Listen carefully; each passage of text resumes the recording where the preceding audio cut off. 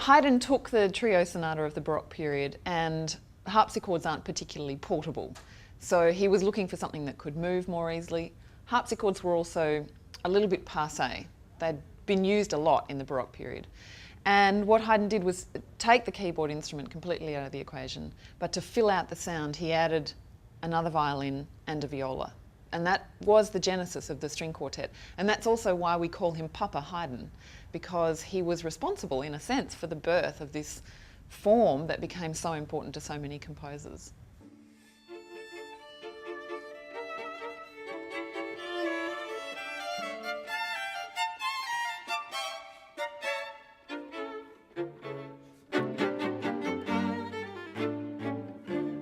Composers really often view writing for the string quartet to be the pinnacle of sort of composition.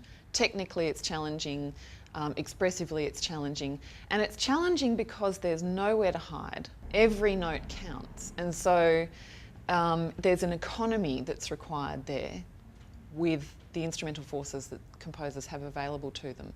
A string quartet is sort of the epitome, I suppose, of chamber music. If you ask someone to think of the phrase chamber music, they're going to probably, the thought that pops into their head will be string quartet.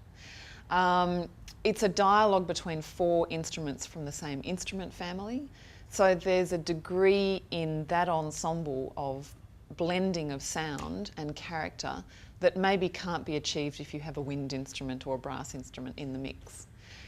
Each of the instruments has an important role to play, and none is particularly subservient to any other. The notion of dialogue in the string quartet is very much a musical one.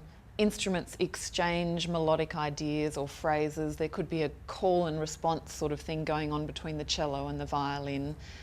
Somebody might propose a musical idea and then the other instruments will drown it out suddenly with a better idea, or some raucous laughter.